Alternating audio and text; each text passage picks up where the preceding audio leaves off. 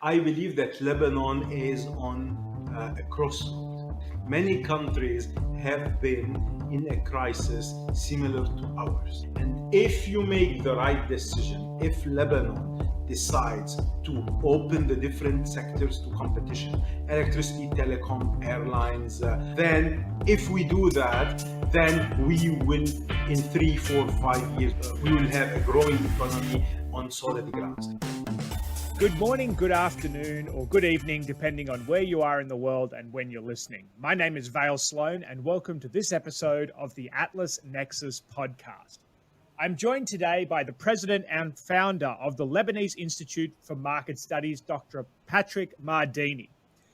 Patrick is a prolific author on financial crises, banking instability, and institutional factors that impede competition. But he's not just an academic, he's a man who gets things done. And LIMS has been a powerhouse pursuing really fantastic free market reforms in Lebanon. Patrick, thank you so much for joining us today. Thank you for having me. My pleasure, my pleasure. Now, I must say that we're all very shocked and saddened to watch the horrific footage coming out of Beirut earlier this month in August, based on the terrible explosion that happened in the port. It must be a very harrowing time for you and everybody in the country. Absolutely. So a big explosion, as you probably saw, happened at the port. It destroyed a big part of the port of Beirut, but more importantly, it destroyed the surrounding city. And Beirut is a quite crowded city, the largest city in Lebanon. East Beirut have been destroyed. Glass eyes all over the street. You can see the rubbles. And this explosion comes at the hardest time for Lebanon because the country was already going through an economic recession, a sharp economic recession. So growth was expected before the explosion. Growth was expected to be minus 15%. Right, the currency lost around 70% of 80% of its value. We had an 80% devaluation of the Lebanese pound on the black market. People lost their jobs. Banks are in a situation of default. They are suffering from a bank run and they cannot pay back depositors' money. And all of this is due to a debt problem. Government borrowed all depositors' money from the bank. They spent them years ago, and now the money is unavailable to pay back those depositors. And this money is in US dollar, and the Lebanese central bank cannot print US dollars. And so the problem is people had already lost their deposits, their life savings, and now with the explosion, they lost their houses, their car, their shops, right? So they lost all their assets simultaneously, and everything became very expensive. Prices were multiplied by 5 because of the sharp devaluation of the currency. So people are hit from all directions. It has been a big crisis. Yes, no doubt. It certainly sounds like the explosion was really salt in the wound of an already very difficult situation from what you're describing in terms of people's finances, the state of the economy.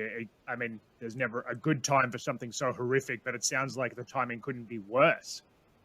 Absolutely. So basically, we were going through a big recession where businesses were closing down, people were losing their jobs, and you would expect some businesses to survive the crisis, the solid one, those who should remain in business. But now even those businesses are having hard time continue and persist because of the explosion, right? You would be able to, you would be able to live a 1, 2, 3 years crisis where you are actually losing money. You probably won't close down your business if it is a good business, hoping for better days in the future. But now your shop is destroyed. So you don't have a business anymore. You don't have anything anymore. And you don't have money. I mean, you have money at the bank, but you cannot withdraw it in order to fix your shop or your house or your car, because simply the banks cannot give people their money back because the banks already lent the money to the government and the government spent this money a long time ago. So basically you have money that you cannot withdraw and you have everything destroyed that you cannot fix.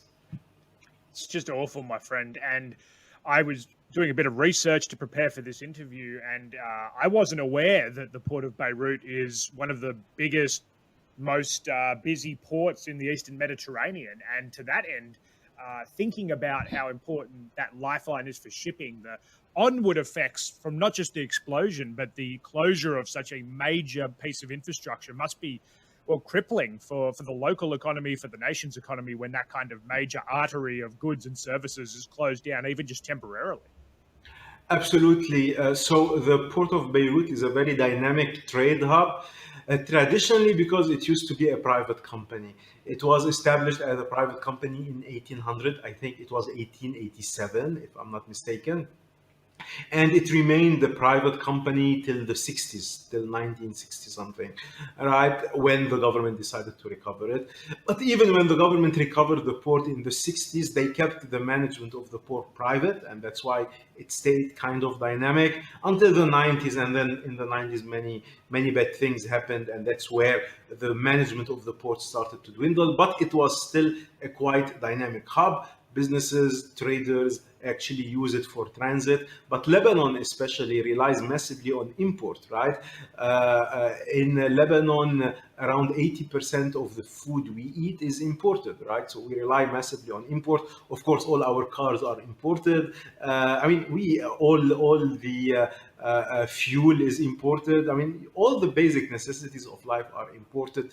In Lebanon, we usually produce services and tourism and those kind of things. And that's how we can afford our import. So 80% of our food is imported, and 90% of the food imports comes through the port of Beirut. And the reason for that is that they have huge silos in the port of Beirut where they can store all those grains, right? And that's why basically it was the main entry point for food, especially grain, wheat, right, for bread. And those silos are now destroyed. And so basically we kind of lost the food reserves of the country. We used to have, I mean, much more food reserve, and now we don't have a place to store them. So you need to ship the food, especially the grains, to the port of Tripoli, which is a smaller port in the north of Lebanon. But since the port of Tripoli has no storage capacities, you need to then truck them to smaller storage units across Lebanon. So it makes the whole supply chain much more complicated, which creates a problem. And I mean, you get the Oh, point. absolutely. And I mean, I'm no economist, my friend, but complicated supply chains sound like more costs to me. And that means more money coming out of the pocket of Lebanese consumers, which at the end of the day is, again, just putting salt on the wound of this broader economic problem. One thing that I've been really impressed about with LIMS since you founded it has just been that you are an unapologetic, firm voice for free market reform in Lebanon. And it's remarkable to see that. And I know that in terms of this terrible crisis, you, Patrick, have been on the front foot in talking about a new way forward. I know you did an email blast recently, I think it was about August 20th, where you entitled it Beirut Explosion, Time to Privatize Lebanon's Ports. So you've been at the front foot of trying to say, hey, there is a way forward from this terrible crisis to improve lives. Could you talk a bit about your work to privatize Lebanon's ports and what that could mean for the people of Lebanon if it goes forward? Absolutely. So we've been all over the media after the explosion of the port, and while most people are actually whining and crying, and you would understand that, what we decided to do is definitely to express solidarity with the victims and all the people who lost their loved ones, but also to identify the problem clearly and to suggest solution for that the problem would not repeat itself in the future, right? We don't want other explosions to be happening in other ports in Lebanon. And no private company in the world would have stored those explosive material in the most expensive real estate area in Lebanon for free for like 6 years, right?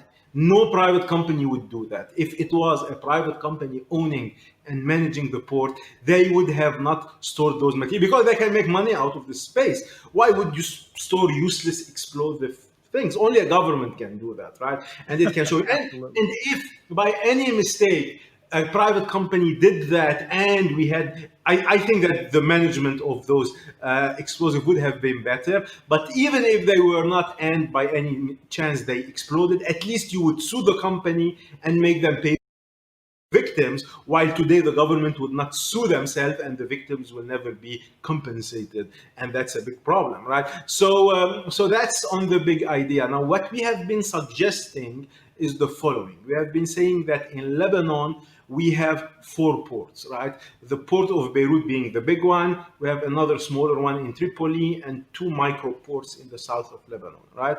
And what we have been saying is that the port of Beirut, which is the biggest, largest, most dynamic trade hub for Lebanon and in the area, I mean, in the region, has been the Alibaba grotto for a long time. And by Alibaba grotto, we mean the house of the 40 thieves, right? That's where all the theft happened, all the smuggling, all the bribes, all the corruption goes. I mean, that's where many bad things happen. So we knew that the port was mismanaged. I mean, the government was using the port for, government officials were using the port for self-enrichment, right? We all knew that in Lebanon. This is not, and what we, and I mean, if you take the time you need to finish your papers on the borders for imports, it will take you 180 hours for borders compliance compared to 9 hours in normal countries, right? And then you will have some documentary compliance where it will take you 70 hours in Lebanon, while in more advanced countries it will take you 3 hours, right? And all this paperwork on the port would justify you to pay some bribes in order to get things done, and I mean, all the bad things. So what we've said is the following: we should auction the 4 ports of Lebanon. Give a port to a different, you get 4 private companies, give each one of them a port, let them buy it, let them own it, let them run it, and let them compete, right? Well, first, when we have that, when you sell the port of Beirut, you would have enough money to pay the victims, right? Because now the government does not have any money. The government has lost any ability to borrow because they already defaulted on their debt anyway, so nobody would lend them money. And they're already running a fiscal deficit, so they don't have money of their own. Basically, they cannot pay anyone. If you sell the port and pay it to the victim, I think this is the least that the port can do for them, right? Pay them for the massive blast that happened. And more importantly, a private company would want to compete. So you would improve the management, you would cut the time needed for documentary compliance, for border compliance, right? It will become much more efficient. And the government would not have to invest any money in rebuilding the port, because one, the government does not have any money to rebuild anything, and even if they had the money, they would have stole it, and they would not have. I mean, they would have pretended they wanted to fix the port, and they would have spent and spent and spent, and the port would have never been fixed. So what I said, let a private company come in and build the port from their own money, not from the government money. Let them invest it, and then from the return on investment, they can pay back the original investment. You will have a much more dynamic port. And you also need to auction the 3 other ports that I mentioned, right? Because one, it will help develop those areas in Lebanon that are way less developed by creating some interesting trade hubs over there. And if the port of Beirut is mismanaged for any reason, other companies can compete, attract traders and businesses to their own ports. So this competition between the 4 ports would keep everybody checked, and the competition will make sure to get the best service. So I think we should not go back to the old management where the port is government run. We should move to a more reasonable and a more effective way of managing Lebanon ports through auctioning them out. Yes, I mean, that makes a lot of sense to me, my friend. It sounds like the Lebanese people are the ones to benefit from that competition, from that ability to have different ports compete with each other, make sure that they can get the best deal for the shipping companies, for the logistics companies, and ultimately for the consumers benefiting from the access to these products. It sounds great to me. And, one thing that I've seen is a complete outsider here, Patrick. So please set me straight if I'm wrong. But it looks like Lebanese people have been quite angry, even since 2019, but in the wake of the blast, about this, some of the problems with the current policies that have allowed things to happen, like mismanagement of the port of Beirut. So to what extent do you think that freeing up the market, allowing ports to compete, even electricity generation, which is something that I know LIMS has been involved in, giving consumers access to free market solutions to these key services. Do you think that that could be an antidote to some of the concerns that people have, or does the frustrations go deeper? That's the only solution. People are expressing a lot of frustration, a lot of anger because of the mismanagement of the country. And many people now are starting to understand that the root cause of the problem is government monopoly and government management of those sectors, because they know that government is corrupt, right? Traditionally, the way people think is like government is corrupt, but then when you say we have a problem with electricity, they would go let government fix it. They have a disconnect between when they imagine government fixing something, they imagine an angel, but then when they look at the government, they see the devil, right? And you need to connect both things. You tell them, listen, if the government fix it, those are the same thieves that are fixing it. So you know it won't be fixed, right? And people now are starting to understand that. I mean, we've been trying also to promote and raise awareness on those ideas for the past years. And now people are saying, many people clearly understand that the government should get out of the economy. The government should not manage ports. I mean, they are unable to manage the police and the basic things and the basic security in Lebanon, let alone other stuff. I mean, the government should not manage electricity. The government, all the failed sector in Lebanon are managed or owned by the government, right? In Lebanon, we have a big problem in industry because of the problem in electricity. Industry needs electricity, and because of the government monopoly, we have been having a lot of problem with the sector. The government has a monopoly over the telecommunication sector, which kills all the tech companies in the country. They emigrate to other countries. The government or the public sector in general controls or have the monopoly over air transportation into Lebanon. That's why we have very expensive airplane tickets, which kills the tourism industry, right? I mean, that's why we are in a recession. We are in a recession because the government is controlling all the bottlenecks that can open the flow to the economy, and we need to liberate them. Now, people are angry. They don't necessarily have a deep understanding on what the solution should be, but at least they have a broad idea and they understand clearly that the problem is from the government. And that's I think, enough for me. Now, we hope that this would help things evolve in the right direction. At least we are working on that.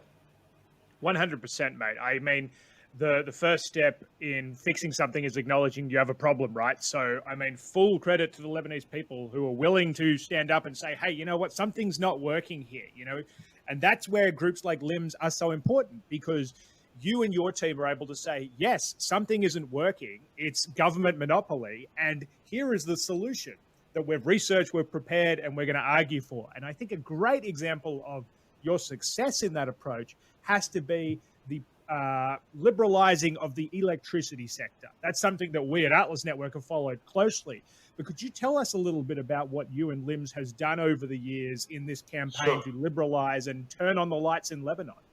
Sure. So in Lebanon, we have a public monopoly managing the electricity sector. It is called EDL, Électricité du Liban, so Electricity of Lebanon. And they have the monopoly of producing, transmitting and distributing electricity to all citizens in Lebanon. And if you want to come in and build a power plant and start providing electricity, or a solar thing or whatever, and starts providing electricity to people, your job is illegal and you will be arrested, right? But this being said, the government monopoly was unable to provide 24 hours of electricity a day. They used to provide only 12 hours of electricity per day, right? And now they are providing even less, and I'll tell you more about it in a minute. So basically, they would not let anybody produce electricity, and they are unable to produce electricity themselves, and that was the situation. Moreover, their mismanagement of the electricity, although they have a monopoly, they were losing around $2 billion every year on the sector. Although they had the monopoly, no competition, they can do whatever they want, and they were losing money on it. And so electricity was responsible of around half of the debt, and now we are in a debt problem, right? In a public debt problem. Well, half of this debt is due to the mismanagement of government on electricity. So we came in and we said, listen, you want to fix the electricity problem, the government should stop spending on the sector. We don't need the government to build new power plants. They were planning to spend $5.4 billion on a grandiose plan to build power plants and new distribution network. I mean, some crazy expensive ideas that we cannot afford. I mean, that the Lebanese taxpayer cannot afford. And we told them, listen, you've been trying to do that for the past 20 years, did not work, right? So you need to stop doing that. The solution for electricity is for the government to stop spending on electricity, stop investing in electricity, and allow independent power producers to come into the market, produce their own electricity, and sell it to the public. So it has been our fight. And in May 2019, we managed to get a law, the Law 129 of May 2019, so like a year ago. And in this law, it was stated that private companies are allowed to come in, build power plant, and sell electricity. So basically, independent power producers were allowed to come into the market. And this was a huge victory because we shifted mentality away from this idea that, oh, electricity, it's a public sector, government should take care of it, to a point where no, the government should stop doing it and the private sector. Now, unfortunately, today, the blackout problem is even larger because in 2019 we had the recession, the banking crisis, and no investor would want to come to the country with all those problems happening, right? On top of it, you had COVID-19, and now on top of it, you have the explosion. So now we have the legal framework that allows private companies to come into the market, right? But the economic problems are actually delaying it. And also the government officials are actually trying to go around the law by trying to push away those companies by, I mean, they have their ways to basically to push away investors, hoping that one day they would say, well, listen, we tried private investors, they did not come, we need to spend on it again. But then we won't let them because we are exposing their scheme, and we are waiting a little bit for the situation to improve in order to start attracting private businesses to the sector. And it will come because I am already in contact with many private, even Lebanese industrialists. They would love to produce their own electricity if the government would allow them. I mean, it's killing them. The electricity bill is killing them, right? It's crazy. And so many people in Lebanon would love to produce electricity. Now the government has resigned. We are expecting a new government, and we hope that the new government will be more willing to let go and apply Law 121 or 129 that would allow those companies to come into the market. So I mean, we're almost there. We're moving in the right direction. Although the problem is not fixed yet, the institutional framework have been improved drastically. Yes, I mean, institutions matter. That's hardly a great pearl of wisdom. We all know it. And the fact that LIMS and you have been able to create a situation where the government has said, okay, we understand the private sector has to come in and generate electricity. What we're doing hasn't been working is a momentous achievement. I mean, we had the metaphorical champagne popping in the Atlas Network office when we heard about your fantastic work on the ground to achieve that. It was fantastic. And I know it's been a lot of work, and the battle is not over. As you say, there are still victories that need to be won in terms of ensuring that the real downstream benefits of this law and this approach are felt. But I think it is just a momentous achievement. I don't need to tell you that, to have gotten to this point. Essentially a 180 from we can't produce enough electricity, but we're going to stop anyone else doing it anyway, to, okay, we are going to give the private sector a go. And I mean, it's just exciting. And I know we're all going to be watching closely, Patrick, to see the great benefits of what you and your team have been able to do. And something as fundamental as electricity. I mean, you know, the idea of having rolling blackouts or issues like that is, you know, must just be so inconvenient and frustrating, you know, trying to do business or just trying to keep things cold in your fridge, whatever it is. So the fact that there's a solution now, get people in who will happily generate electricity for consumers, is a real, you know, it's not just the economics, it's a real quality of life thing that you have created a foundation for improving in Lebanon, which is just fantastic. The downstream impact is coming because simply the government cannot afford to do otherwise, right? Lebanon has already defaulted on a $90 billion debt, the Lebanese government. They are unable to pay back their debt. Thus, nobody trusts the government anymore to lend them money. right? So they can, and they already spend more than their income. They run a fiscal deficit. Now they are financing their fiscal deficit through printing Lebanese pound, so through inflation, right? And that's the worst thing you can do. That's why the Lebanese pound lost its value, and we have a devaluation of the currency. So basically, and a high inflation. So basically, the government spends more than their income. Traditionally, they used to borrow money. Now they lost their capacity to borrow money. The only remaining solution to build a new power plant is to let the private sector do it. And we are here to remind them of that. Now, the minister who is actually, the party who is actually controlling the ministry are very stubborn because they feel that they had a plan, the $5.4 billion plan where they want, right, and they are unhappy to drop it, but they will end up, or the government will change. Let's see. But it will have to move. It's the only solution. It's the only remaining solution. When you try all the other bad option, well, you will end up taking the right solution as well. It might be a long and curving road, but eventually, as you say, we're going to get to that point where they see the light. Now, Patrick, unfortunately, we're running low on time. So I want to ask you, I guess, a somewhat philosophical question. And that is, are you optimistic about the future of Lebanon? Because obviously, from what you've described, it's a difficult time. Recession, the horrible port explosion, some challenges with government monopolies, throttling private enterprise, not to mention a global pandemic that we're all living through. So are you optimistic? Are things going to look brighter in the next few months and years ahead? Not in the next few months, no. Hopefully in the next few years. I believe that Lebanon is on a crossroad, right? Many countries have been in a crisis similar to ours, right? Ireland went through this kind of crisis. Great Britain went through a similar crisis when Thatcher came to power, right? Those crises exist, they come. And if you make the right decision, if Lebanon decides to open the different sectors to competition, electricity, telecom, airlines, casinos, ports, airports, right? If Lebanon does tobacco, if Lebanon does that, then this crisis would be, the crisis is very harsh and people are suffering, and the level of poverty is increasing drastically, and this is very sad.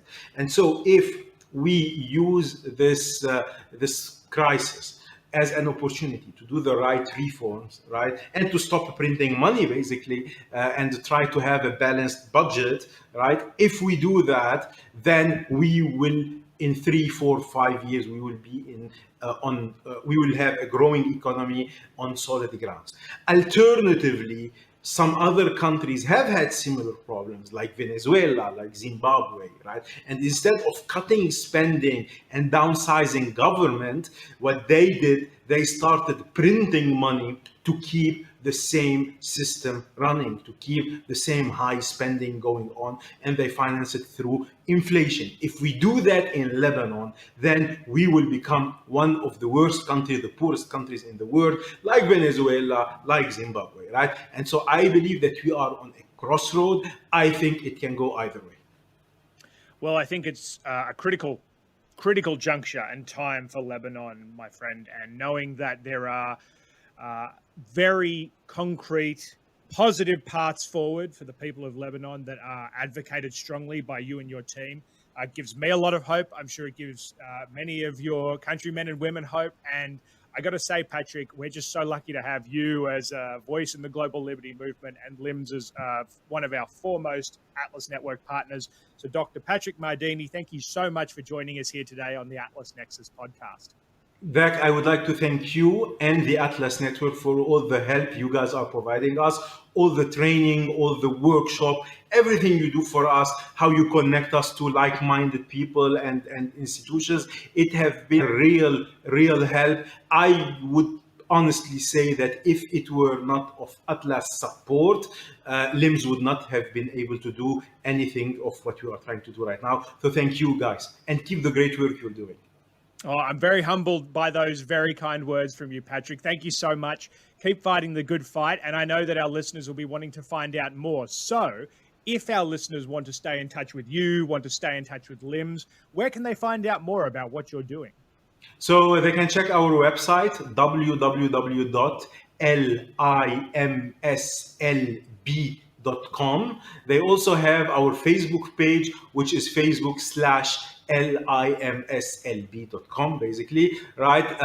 The Facebook is more updated. It has more English content. Our website is more Arabic content because that's how we communicate with our audience. They can also subscribe to our newsletter and they will receive a monthly update on what we are actually doing. And it is in English, the newsletter, so they can read it extensively. Excellent. Well, I talk to many donors, supporters, partners at Atlas Network who ask me, how's Patrick doing? What's LIMS up to? You really are leaders in the movement, and keep it up, mates.